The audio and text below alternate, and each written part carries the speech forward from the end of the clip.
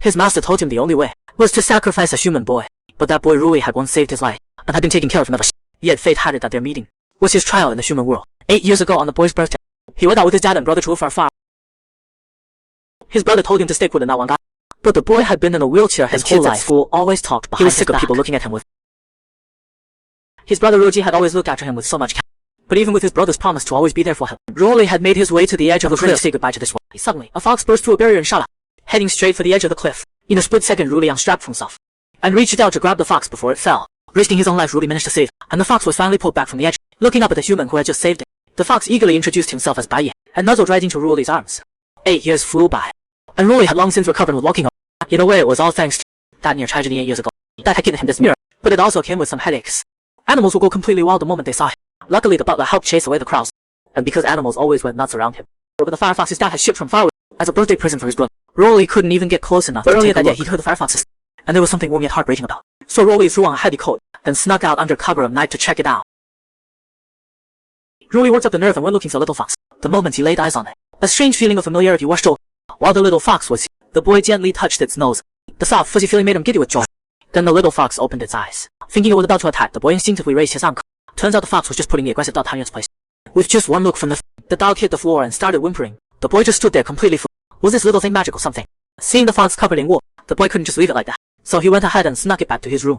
The little fox curled up in his arms without a fight. And for a boy who could never get close to any animal, it was a kind of wound he had never shot. And just like that, he fell asleep holding. In the middle of the night, the fox even healed the burn wounds on his body. And when the fox opened its eyes again, it had transformed into a person.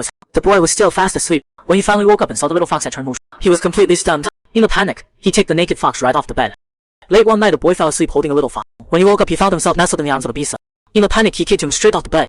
He thought he'd run into some kind of creep. Then the naked fox slowly started to get up. He let out a couple soft whimpers. Ruli slowly started to calm. He remembered going to sleep with the little fox the night before. How did he wake up to find this clueless beast-eared guy instead?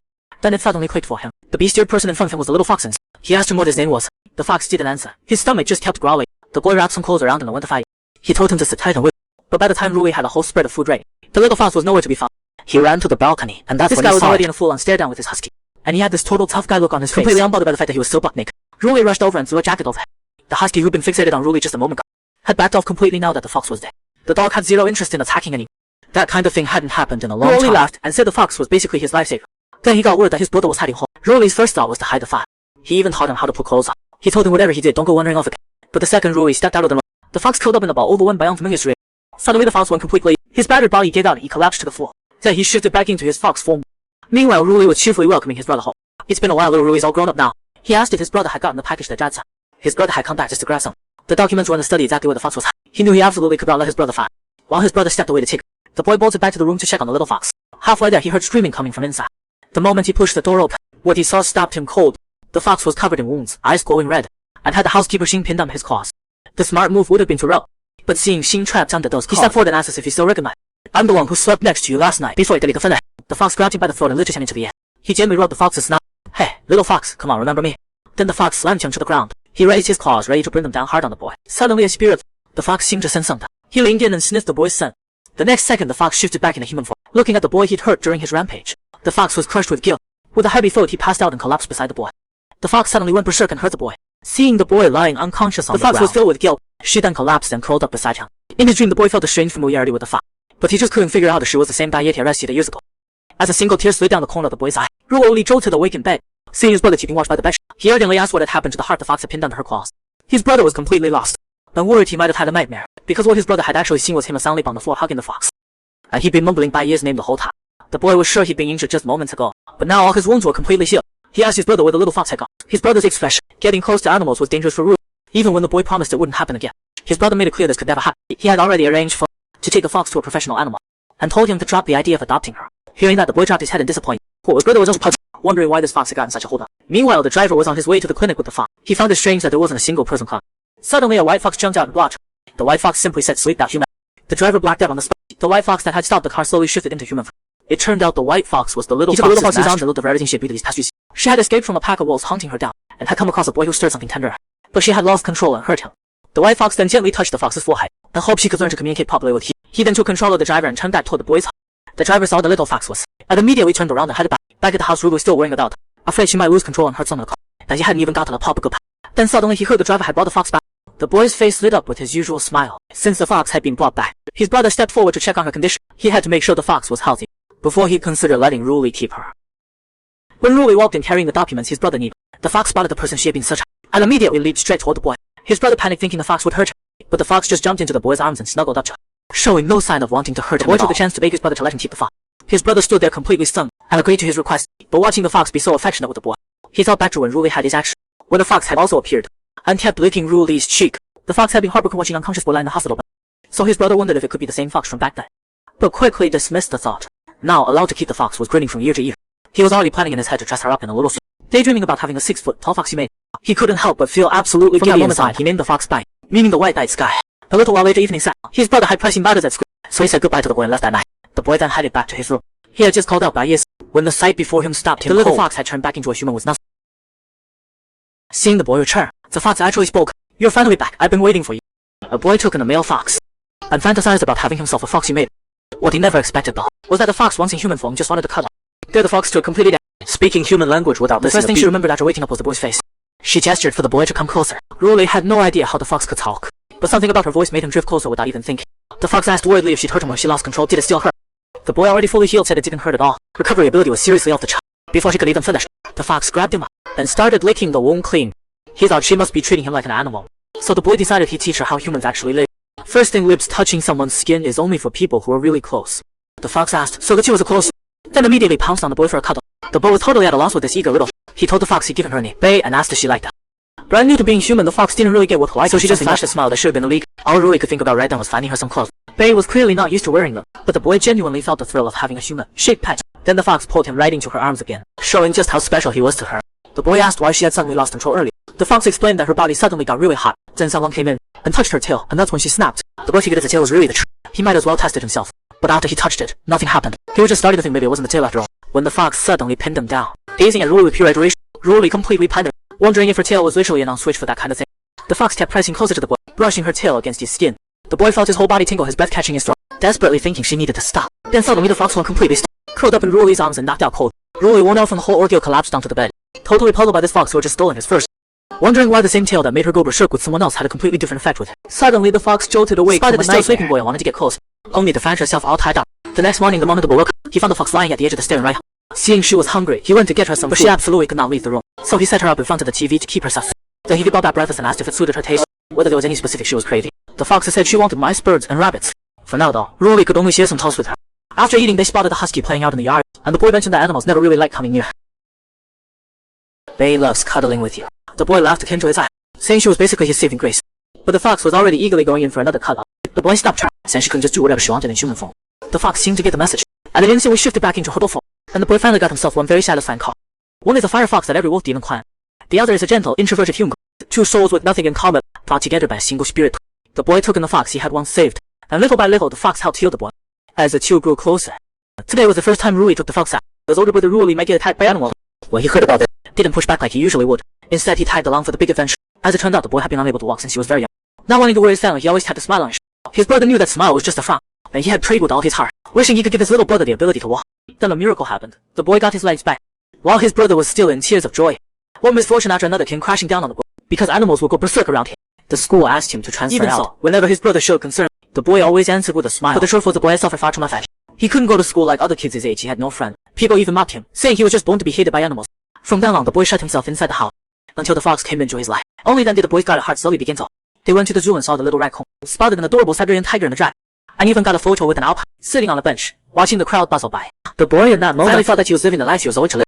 It moved him deeper. He was finally just a normal person. When he received the photos of the boy at the zoo, even his brother was smiling through hiding. Inside the zoo, a little kid was running around happily, and accidentally got knocked down by a man. That man was none other than Bai Ye's master. He was deeply worried about the fox, because the closer they got, the more dangerous it became. It turned out that in the demon realm, possessed spirit pearls with different powers. Among them, the fox demon spirit pearl was the rarest of all, capable of self-healing and granting eternal. When the half-blood fire fox Bai Ye was born, because of that rare spirit, it brought a deadly curse upon the fox demon. Yet he had given away the pearl to the human who once saved his life. His mother didn't know what to say after hearing this. She knew what Bai Ye did was right. After all, as long as Bai Ye could live free and without it, that was all that mattered. But his mother knew she didn't have much time left, so she entrusted young Bai Ye to his master, the former fox demon. Would spit fox demon clan out of respect for the master. That way she could leave this world without any regret. But fate always has a way of stabbing you right when you're high. The white fox master began to worry. Without the spirit pearl, how could the fox protect the one who saved Bai Ye? While wandering around the zoo, the boy wanted to buy a balloon with a little fox on. The man in the hat handed the balloon, and the fox in his arms looked visibly frightened. Suddenly, the man in the hat grabbed the boy. You're something else, walking around with the fox. But you better watch yourself. That fox is gonna bring you nothing but bad luck. Annoyed by those bestial words, the boy shook off his hat and stormed off in a huff. What he didn't know though. After he took the fox to the restaurant to change his shirt, the park system started urging all visitors to evacuate Lee. Visitors were running in every direction, total chaos. He asked around and found out the bear had suddenly gone. For a second, the dazed boy thought it was somehow his fault. Suddenly, the fox said they had to run, grabbing the boy and bolting with the crowd. But when he heard the mother desperately calling out for her son, the boy stopped dead. Even though he was small and in that moment he refused to run. He told the mother straight up that he would find her son. In the photo was the same little kid the fox's master had bumped into times. Right away, the boy grabbed the fox and ran straight into the fleeing crowd. The master also sensed the unusual surge of demon ache. The terrified old kid was huddled under a table trembling. Julie and the fox sensed something move Feng Yuan at the restaurant. He tried to go in and help, but the fox had blocked him. The fox didn't want him anywhere near the danger. But the fox was in human form now. Ruoli was scared the fox would get hurt again, so the two of them decided to face it again. But Huang Yan, watching all of this unfold, kept casting spells to drive more bears into a frenzy. Faced with the intensifying demon energy, the master feared it might awaken the scent of an enemy buried in Bai Ye's sleeping mouth. He couldn't help but start worrying about Bai Ye's safety. By then, Bai Ye was already feeling sharp pains. Meanwhile, the frenzied bears was closing in on. When he spotted the little kid under the table, Ruoli sprinted forward. The moment he wrapped his arms around Tianchi, Ruoli bravely shielded Tianchi, his family's faces flashing through his mind. What was his life just as was family began? Really comes to end like this. At the last second, Bai Ye instinctively thrown at the front of the 3 deep gashes instantly appeared across the fox's face. He had promised to protect him, to never let him get hurt again. Heartbroken, Ruoli screamed at the bear to back off, and yet at that very moment he caused the dormant spirit pole to awake. When Huang Wan, who had triggered the rampage, sensed a weak blow across his face. Afterward, all 3 of them collapsed unconscious on the ground. A moment later, the boy jolted away. The mother was thanking him for saving her son. But Bai Ye was nowhere in sight. Ruoli was frantic. He jumped out of bed right away, desperate to find his father. The boy adopted a fox who always wanted to cuddle up close and would act all cute and clingy every now and then. He thought that with the fox around, he could finally live like a normal person. But when the 2 of them went to the zoo together, an old enemy of the fox showed up and set the bear in the park into a rout. When the boy was in danger, the fox stepped out to protect him. But he also vanished without a trace after passing. Ruoli had just woke up in the hospital bed and the fox was nowhere. He had asked to find Jess, but there was no word about Bai Yi. The boy felt completely crushed. They had only just met, only just started sharing a life together, and yet the fox had risked everything to save him and then just disappeared. That old fear of being alone came rushing back. Just as Ruoli was sobbing his eyes out, he heard the fox calling his name from the bushes. The boy spun around and saw the fox. He could see him again. The boy threw himself straight into the fox's arms. Where did you go? I woke up and you weren't there. I was so worried. Before the fox could even get a sorry, the boy was already checking him over for injuries. The fox could feel how warm the boy's body was right there, gently running his fingers through his ear, and holding him he was so soft, just impossible to get enough. A little while later, the boy called for the fox to head home, but the fox just stood there wagging his tail, refusing to bite. Turns out he was waiting for the boy to take his hands. Back home, Ruoli wanted to put medicine on the fox's wounds, but the fox just closed his eyes and leaned him close to Ruoli, only wanting to snuggle. This fox really knew how to work it. After the boy finished treating the fox, he apologized and asked the fox to forgive him for almost losing him today. But the fox didn't care about any of that. He just wanted a kiss from the boy, and the boy had no choice but to make an exception. A chance to go back to school. When he told his roommate, the guy was not everyone's lucky enough to have a brother as great as Ruoli's. On top of that, Ruoli's Ruidish getting attacked by animals had been cured too. But then his roommate told him he was moving out. The school had set him up with a new roommate, some guy named Qingming. The first time Ruoji had ever noticed that name was on the grade board 4 years ago, trailing him by just 1.3 times in a row. He even started to wonder if the guy was deliberately controlling his school to break through the parallel lines between them. But the moment Qingming saw Ruoji, he turned around and walked away, giving him zero chance to say it. And now the 2 of them had been put together as roommates. Second, Ruoji pushed the door open, lip-bump dragging each other. Thinking he was heading out, Ruoji stepped aside. He himself needed to go change and head to the lab. But just as they passed each other, Qingming caught a strange scent coming off Ruoji. He reached out and grabbed Ruoji's arm, saying he smelled like a demon. Qingming leaned in to take a closer whiff, and sure enough, there was definitely a demonic scent on Ruoji. He looked puzzled, but kept it to himself. It was his first time rooming with the guy who always came in second. He figured it'd be a chance to get to know each other. But when the 2 of them sat down to talk, his roommate just blurted out without thinking that he smelled like body odor. His roommate Qingming kept pushing for an explanation. Ruoji felt offended and just got up to go shower. But Qingming was sure he had to find out if Ruoji had some connection to a demon. In the bathroom, Ruoji couldn't stop thinking about their first conversation, and how incredibly awkward it had been. He even sniffed his own clothes, and there was nothing strange about them at all. Meanwhile, in his little brother's room, spotted a little bird outside, and got all excited food. He wanted to eat it so bad. Just as he stuck his body out the window, the old butler happened to see him. Thinking there was a weirdo in Ruoji's room, he rushed over the house. The boy worried the fox would get caught, quickly yanked him back inside. But by then, the butler was already shouting and charging toward the room. The boy tried to hide the fox, but those 2 feet sticking out were too obvious. While they were still figuring out a hiding spot, so the butler shoved the door open and barged in. There stood a man with fox ears, holding the young master. The boy quickly explained it wasn't what they were thinking. The ears and tail were all fake. The butler didn't care whether the boy was into cosplay or not. He said he was calling the older brother right now. On the other side, Qingming was just about to go wound Ruoji when Ruoji walked out, getting dressed while taking a phone call. They'd found the man with fox ears in his little brother's room. The moment Qingming heard the word fox, his interest spiked. As Ruoji was about to rush home, Qingming offered to give him a ride. They were roommates after all. The 2 of them arrived at Ruoji's house. The butler hurried over to meet them. The boy in the room noticed his brother was dead. He told the fox they had to do something. Hide the tail and ears now. The boy tried to make the fox's ears disappear first, but when he pulled his hands away, the ears were still sticking straight up. If they got caught keeping a half-beast as a pet, they'd definitely be split up for good. The moment the fox heard split up, he panicked. The fox told the boy not to worry as long as they stayed together. He placed his hand on the boy's chest, and before the boy could even react, the fox's ears vanished and he turned into a total heartthrob. Downstairs, the older brother got Qingming settled in fur. He learned from one of the shrimp that he was the first friend Ruji had ever brought home. Qingming's expression softened a little. Then he started wandering around the house. He could sense demon energy seeping from every corner of the place, and felt some unknown force blanketing the entire estate. He couldn't figure out what any of it meant. All he knew was the thick demon energy here made him seriously angry. Meanwhile, the older brother was questioning who exactly was that guy with fox ears. Ruji explained that he was Bai Ye.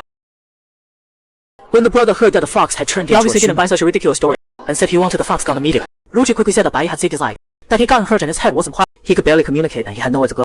The brother peeked through the door crack at the fox, still not. But when he heard that Ruji had kept his injury at the zoo from him, he understood Ruji was scared of getting grounded. He just didn't know how much his brother wanted him to get on and live his life. For now, he agreed to let the fox stay, but not in the same room. Just as he was about to ruffle Ryoji's hair, the bedroom door suddenly swung open. The fox stood there glaring at them with a fierce look in his eyes. Right as the brother's hand was about to come down, the fox shot in front of him and growled, "Hands off!" The fox, who only wanted to cuddle, got jealous. He couldn't even let his brother spoil the boy a little. But the fox didn't realize he'd picked a fight with the fox. Yelled that nobody was allowed to touch his. Even if you saved Rolly's life, that doesn't mean you get to share a room with him. And with that, he threw the fox out of Rolly's room. If he was gonna stay, it all had to be in a room as far from his little brother as possible. He also told the boy to stay away from a man like that fox. Then he told the boy he'd brought a friend home. The boy assumed his brother had brought a girlfriend home and was thrilled. But brother hadn't had time for a girlfriend. The boy immediately figured out it was a boyfriend instead. After all, they talked about relationships before. Brother didn't go for the soft, radiant type of their mind. The boy had no idea what type his brother actually went for.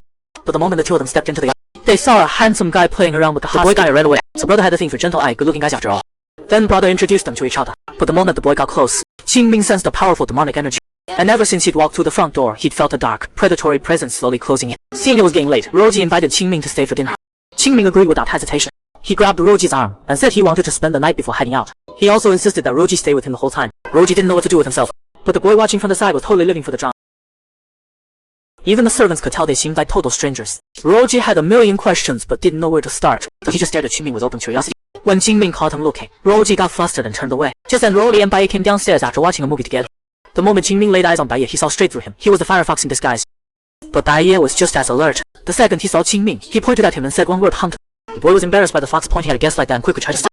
But Qingming's unique identity meant he could see right through the fox. He didn't know why the fox was here, but he could tell the fox had been through a lot before his memories were sealed away. After a full meal, Ruo invited Qingming to stay a few more days. Besides, the Shirley brother wanted him to stay too. Qingming jumped in and said he actually had some questions to ask. With just one look, the younger sibling knew exactly what his brother meant. He grabbed the fox and pulled him away. Once they were in brother's study, Qingming noticed a photo of his mother. She was beautiful and looked a lot like Roji. He added that if Roji smiled, the resemblance would probably be even stronger. Roji got flustered and told him to stop talking nonsense. But Qingming just smirked and said, "You turned around, could it be actually blushing?" The moment Roji turned around, the two of them nearly ended up face to face. Faced with Qingming's overwhelming presence, Roji told him to back up a little. Watching Qingming's smug, unreadable smile, Roji's curiosity. He asked why Qingming always scored just 1 point below him and was fine playing second. Qingming just smiled slightly and said if Roji could give him a smile like his mother's, he'd tell him the real reason. Hearing that, Roji immediately lost all interest in them. Meanwhile, in another room, the boy and the fox were talking about brother. The fox mimicked Roji's stiff, constipated expression, and the boy cracked up laughing. The boy said he wanted to hear some of the fox's old stories. He yelled a lot. But the fox had this pain, barely holding together look on his face. The boy figured he was in the mood again. But it turned out the fox had just been hiding his ears and tail for too long and could take it. When the fox let his tail out, the boy reached over and touched it. But he forgot. The tail was the fox's on switch. The second his head made contact, the fox immediately buried himself in the boy's arm, feeling the boy's racing heartbeat. "Has your heart pounding as fast because of him? Why don't we just cuddle right now?" He had a fox that loved to cuddle but wouldn't let anyone touch its tail. But the boy just couldn't help himself there. The second he did, something switched in the fox. He dove straight into the boy's arm, pressing close to feel his racing heartbeat. Looking up at him all soft and adoring demands. Even though the boy tried to hold back, the fox was already switched on and wasn't taking no for an answer. The fox slowly moved and pinned him down on the bed. The boy's whole body was burning up, thinking he needed to touch the fox's ear to make it stop. But his body had already stopped listening. Maybe deep down, he'd been hoping for this moment too. Just as he gently reached for the fox's ear, the fox still kissed him softly. Meanwhile, out in the hallway was Obert was getting ready for bed. He glanced out the window and spotted Qingming wandering alone in the courtyard. Qingming walked her to the front gate where he sensed the evil wolf's presence earlier that day. He was making an exception today, all for Ruji's sake. He pressed his hand against the gate, and several streams of blue light burst out. A ceiling barrier formed across the gate right away. His right eye had changed color too. Then he walked over to the garden pond, looked at his reflection in the water and the murmured. The words barely left his mouth when he heard Ruji calling his name from behind. He immediately covered his right eye with his hand. Once his eye returned toward Ruji with a disarmingly flirtatious look. That side completely short-circuited the straightforward Ruji, who could only turn away flustered. Suddenly Qingming felt a killing intent from an evil wolf close, and immediately stepped in front of Ruji. Afraid he hurt, he urgently pushed him back toward the house.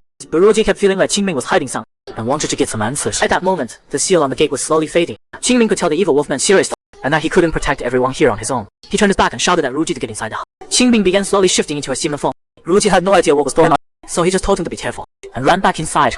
As it turned out, Qingming had been a half-demon since birth, born from the union of a human and a demon. Newborns like him had an extremely low survival rate. Growing up, Qingming never learned to smile, Jenny, and he hated that he had animal ears. He resented not being fully. Now in his half-demon form, Qingming's eyes were steady and focused, because the eagle wolf in the distance was slowly. Meanwhile, back in the room, the fox had just finished cuddling, and suddenly sensed that something dangerous was coming. He told the boy he had to go out. Wolf demon with bloodshot crimson eyes appeared. Seeing that Qingming was only a half-demon, he taunted him with pure mockery. Qingming knew he had no chance of winning, but still charged at the wolf demon with everything he had. On the other side, Ruli rushed downstairs with Bai Ye. The older brother was confused about why Bai Ye looked like a fox, but there clearly wasn't time to explain. Seeing how dangerous it was outside, the older brother blocked Ruli from going out, so the fox headed out alone without Ruli. No match for the wolf demon, Qingming was beaten to a pulp. He struggled to get back on his feet, but the wolf demon, drunk on bloodlust, gave him no chance. He grabbed Qingming and lifted him high into the air. Pure-blooded demons, big deal. The enraged wolf demon was about to deliver the killing blow to Qingming when Qingming suddenly vanished from his grip. It was Bai Ye. She'd arrived just in time to save him. He helped Qingming over to the side to rest. Bai Ye was already ready to fight, but when he heard the wolf demon's taunting roar, he felt a strange unsettling sense of familiarity toward him. A sharp stabbing pain followed in his chest. Inside, Rui, who carried the spear pearl, suddenly felt a piercing ache. As chaotic memories flooded Bai Ye's mind, his memories began slowly coming back, just as the wolf demon was still recounting how he'd killed Bai Ye's parents. Bai Ye flashed in front of him in an instant, and slammed the wolf demon hard against the tree. He remembered, this wolf demon was the one who murdered his parents. The power of the spirit pearl surged into Bai Ye. Just as he raised his fist to finish the wolf demon off, the wolf demon suddenly vanished. Bai Ye had missed his chance for revenge, because the spirit pearl's power had scattered just moments before. Rolly collapsed to the floor inside and broke out in a high fever. A boy in the fox spirit fell for Shelly because of a match. A boy in a wheelchair said the fox was about to fall off a cliff. The fox gave him the magic pearl, and he was able to walk again. But now, because of that same pearl, the boy is bedridden and ended up in a wheelchair again. Just moments ago, the fox's enemy showed up. It was the power of the pearl inside the boy that helped the fox barely defeat the wolf demon. But because the pearl's power got split, the boy suddenly collapsed in hell and lost the ability to walk as his legs gave out. After driving off the wolf demon, the fox rushed back inside with Qingming. Seeing the boy already unconscious on the floor, the fox scooped him up in her arms, determined not to let anything happen to him. The Qingming tried to reassure Ruji, but Ruji was still clearly worried sick. Then suddenly Qingming still heard from the fight. Ruji snapped back to it. The fox couldn't figure out why the pearl hadn't fully transferred into the boy's body. She watched his legs, shriveled and unable to move. Outside, on the balcony, it was the white fox master. The fox quickly asked the master if there was any way to fix this. The master could see the deep worry on the fox's face. He knew she had gotten her memories back, and he also knew that early had absorbed part of the pearl's power. On top of that, having both carrying half of the pearl's power inside them was something he'd never seen before. All I can do is help the boy regain consciousness. As for his legs, only the fox can heal them herself. The fox immediately pressed him how exactly was she supposed to do, but the master just smiled, cool and unhurried, and told her that the two of them needed to be fully eaten. The fox turned red and threw a little fit. The master told her that being shy wouldn't help, and there was no other way to heal him. The only way. Meanwhile, Ruji was bandaging Qingming's wound. In his half-demon form, Qingming asked if she was scared. Right now, Ruji only felt grateful toward Qingming, not the least bit scared. Qingming could tell Ruji was down in the dumps over her brother, so he quickly reassured her that with the fox there, her brother would be okay. And having family like that, shouldn't she feel lucky? Slowly, a smile crept back onto Ruji's face. She asked Qingming what kind of incredible being he was to have been able to protect the whole family like that. That's when Qingming finally came clean, the half-demon. He asked if she was interested in getting to know that side of her. Ruji immediately changed the subject. That was honestly way too cool. Then Ruji went to find the fox and asked about her brother. He told her that the only way to get her brother walking again was for the two of them to be in, as she wanted Ruji's blessing before they did anything. Ruji, feeling helpless, fell into deep thought. But if it would help her brother, she'd do anything. Ruji went to her brother's bedside and looked at his thin, withered legs. A wave of grief washed over her. Then slowly the boy began to stir and open his eyes. Seeing his older sister in tears, the boy put on a brave face. But that only made Ruji cry even harder. The boy promised her he would get better. Then Ruji went back to the fox. Even though part of her was uncomfortable, she couldn't stand the thought of her brother never being able to walk again. That was worse than anything. She begged the fox to please help save him. The fox, who only had eyes, the boy finally confessed his feeling, and the boy happily accepted. His feeling for the fox had quietly strengthened. Because his legs had atrophied, the boy was back in a wheelchair. But he still wore that bright, radiant smile. He even joked that looking up at his big brother, he was still just as handsome. Roji was completely won over by that silver top and reached out to pinch his cheek. But with the boy, Roji was only putting on a brave face. He had agreed to the fox's healing method and had to act like everything was normal. After all, his worry and anxiety weren't something his little brother wanted. The older brother pushed away to the courtyard for a while when he spotted the fox, and he quietly signaled the fox to take the boy around for a shot. He wanted to give the two of them some alone time, but the boy said he really wanted his brother to push. Qingming could tell the vibe between the two of them was off. Turns out the older brother had already told the boy where it would take to walk again. Leave it to Qingming to cut right to the chase. That whole vibe between them was just flirting. What the coolest Ruji that his little brother had long since fogged, just like any regular person. The fox wheeled the boy under a big tree and got down on one knee in front of him. The boy still had no idea what he was doing. The fox gazed at him quietly and reached out to gently cradle the back of his head. Thank you for holding onto my hand back. This time, let me be the one to hold on to you. The boy reached out his hand to the fox, a happy smile spreading across the face, and said yes. Then the boy mentioned that his brother had already told him the way for him to walk again was for the two of them to be together. Only two people who truly love each other can do. A little nervously, the boy asked the fox if he liked him. He might not fully understand what love, but the fox only had eyes for the boy, only smiled for him, and wanted to be by his side always. The fox then carried the boy into the room, then gently laid him down on the bed. In that moment, feeling the fox's tender shoe-toe, the boy's heart wouldn't stop pounding. He wasn't scared, just too shy to express what he felt. He wondered if the two of them really doing this was okay. The fox slowly shaved piece after piece, overwhelmed by the fox's affection. The boy finally spoke up and pulled the fox into. 我喜欢你. In that moment, the two of them truly became one. Meanwhile, Qingming was showing off his eagle eyes, claiming he had seen every move the fox and the boy made, and spilled every detail to Roji. Watching Roji squirm with discomfort, Qingming smiled, thinking Roji was absolutely adorable, but seeing Roji's emotions shift like, and he cared deeply about the person standing right in front. Because he was half demon, he grew up completely alone. He felt that if he opened up and shared his secret, he could finally make the friends he always longed for. But the moment he took off the hat and revealed his ears and his animal-like hands, the boy who was about to befriend him panicked and ran, and in the chaos he accidentally hurt the boy's arm. That's when he realized he had no right to make friends. It also taught him something: the things he didn't want to ruin, he needed to keep his distance from. And those were the very words Qingming whispered to Ru, who had dozed off leaning on his shoulder. Ruji slowly opened his eyes and quickly pulled away, embarrassed. Of all things, he never imagined he'd fall asleep on Qingming's shoulder. He was so flustered he couldn't even look Qingming in the face. After a moment of silence, Ruji asked why Qingming had always been avoiding him.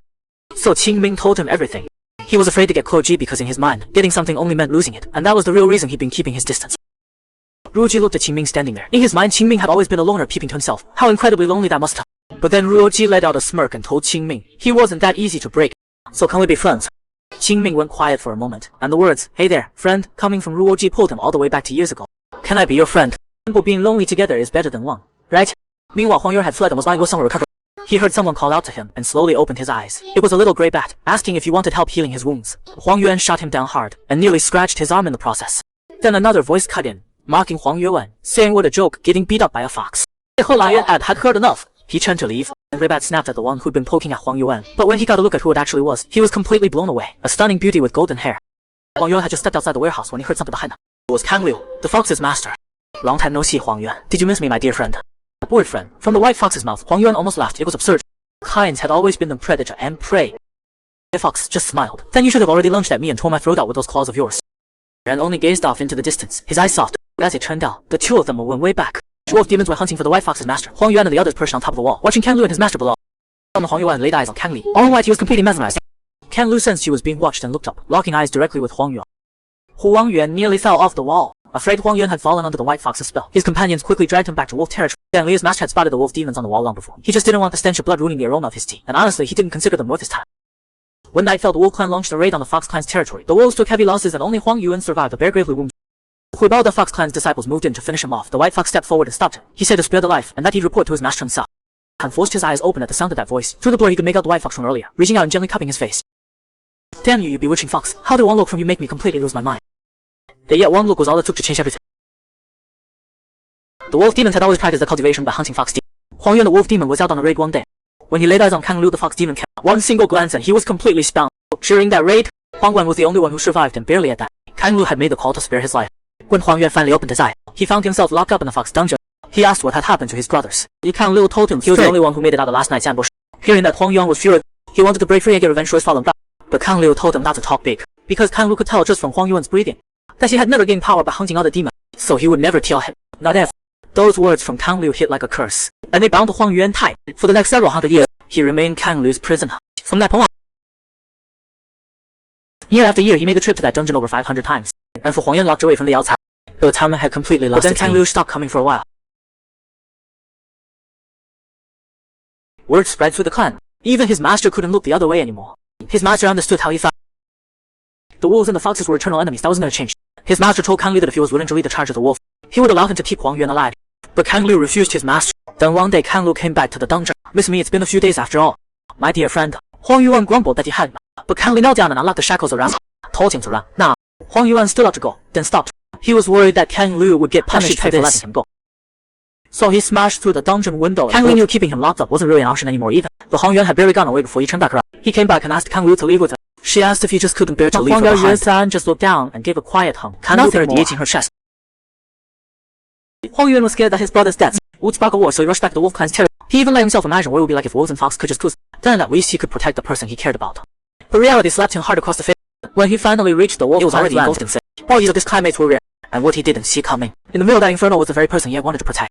He held the fox demon king who had just set him free. Watching his people fall at Kang Liu, Huang Yuan was devastated, but he still couldn't bring himself.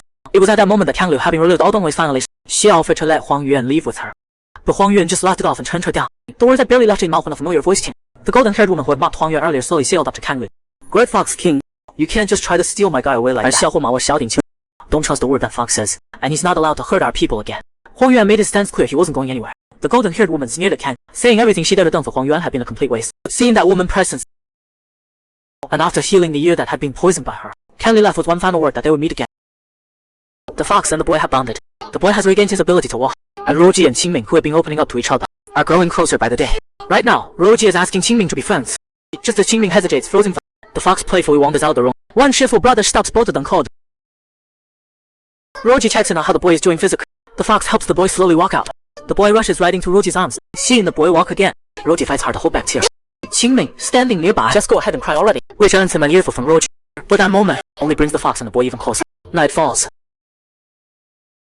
Lying in bed, wide awake, he didn't give an answer right away, but the look on his face said he probably wanted to say yes to being friends. Meanwhile, next door, Qingming has a lot on his mind. He's half demon, but his mother always told him that when he found someone truly, his true form would be the very strength that protects the one he loves. Then Roji heads to the study to look something up. Two wrestlers to sleep happens to walk in as well. Two guys, one room, both with something on their minds. Qingming walks over to Roji and asks what he's reading, specifically the habits and lifestyle of the Shili. Qingming tells him, if you want to know about me, just ask me directly. Though he admits that even though he's never been around others like himself, and never really learned how to connect with hearing that, the warm-hearted Roji gives him a look full of sympathy. Then the two sit down by the bookshelf, and Qingming opens up about his childhood. So he opens up about his own mom. Roji's mother was a supermodel of her. Acting and singing were her goals in life. When she was once asked about her experience raising children, she just gave an awkward smile and said it was all her ex. She even said if she could do it all over again, she'd never have kids. That left a young Roji starving for his mother's love. And as an adult, he deeply resented who he was back then. He could never figure out why she had them in the first place. Did she actually see him and his brother as a blessing? Until he asks if his own childhood sounds pretty dull and uneventful by comparison. Their stories are different, but Qingming can tell Roji needs someone to lean on. So he gently but firmly pulls Roji's head on his own shoulder. It's the first time they've been this close, and it leaves Roji feeling both stunned but right now he really needs this. Just like that, they've officially become friends. The next morning, a servant comes into the stall and finds them tangled up together like that. Their jaw cracked. The fox followed the boy to school for the first time, and right away ran into a golden-haired beauty who had taken him from, and he had the nerve to flirt with the boy right in front of the fox. At dinner, Roji and Qingming were talking about the boy starting school. Qingming suggested it was better to keep the boy home and rest, but Roji was worried the wolf demon might strike again, so planned on getting his brother enrolled right away. That way he could keep an eye on him. Qingming, though, thought Roji would be and that only the fox could truly protect the boy. Hearing that, Roji snapped at Qingming. Good-looking guy, what a shame he can't keep his mouth shut. But then Qingming came up with a solution that worked for everyone. Had the fox enroll at the same time. That made Roji want to tape his mouth shut for good. Just then, the two main guys came downstairs and said they were getting overwhelmed by all the lovey-dovey stuff. Meanwhile, outside the window of the house had been watching everything the whole time. 2 days later, the fox went with the boy to get him registered. The backpack the fox was wearing was so adorable that he got all the girls talking. The fox thought for sure his tail and ears poking out again. Even the boy who bought him the backpack was cracking up, suggesting the fox just take it off. But it was the first gift the boy had ever given. So the fox absolutely refused. As the two were walking along, a guy came rushing toward them out of nowhere, and almost knocked. Luckily, the fox caught him just and that guy turned out to be none other than a golden-haired wolf. Fox didn't recognize him, but his eyes said he wanted to kill him on the spot. But to the fox's surprise, the guy moved even closer to the fishing around for information about Fox. Standing right there, had seen him. Hey, back off, he's already taken. So keep your hands to yourself. Getting the hint, the golden-haired guy finally stepped back. As he brushed past the boy to say goodbye, he thought to himself, how did this fox end up as a human's bodyguard? The fox caught the strange look on his face, and was left puzzled. Meanwhile, at the research institute, before the team assignments were posted, Qingming saw he was grouped with Roji.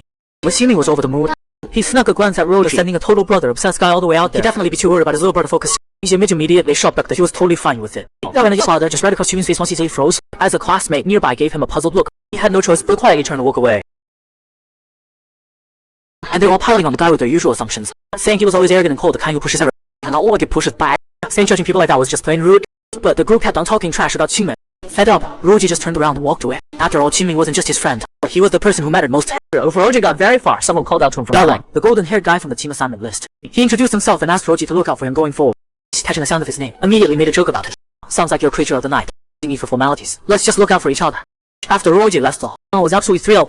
Already plotting to mess with him big time down the road. Tough to say she was going after Roji right in front of the person she likes. I had no idea where this guy gets his confidence.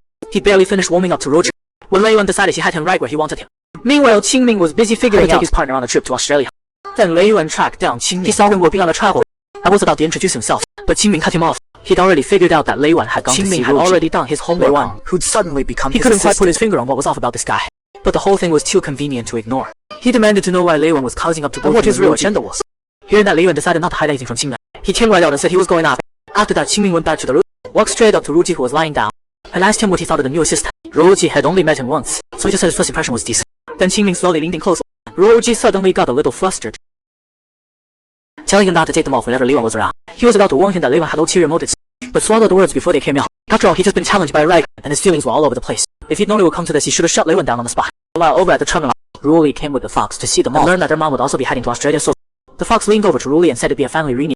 But the boy shot back that they needed to keep their distance in public. Besides, he was sure his brother wouldn't go see their mom. Then his brother finished checking in and said his goodbyes. The boy told him not to worry, he had the fox to look after her. The fox jumped at the chance and pledged his loyalty to the brother, shot him a look to back off. The two of them were practically squaring up. The boy stuck right in the middle, no choice but to bring up Qingming to change the subject, and told him to stay away from Ruji. Lei Yuan wasn't having any of it. He was sure this wasn't coming from Ruji himself. His mind was made up. Ruji was going to be his period. He was instantly furious. He grabbed Lei Yuan and told him to watch his mouth. But Lei Yuan still didn't back down. He kept pushing, asking who made Qingming a spokesperson. Just as the two of them were at a stand, Lei Yuan noticed someone seemed to be eavesdropping outside the restroom.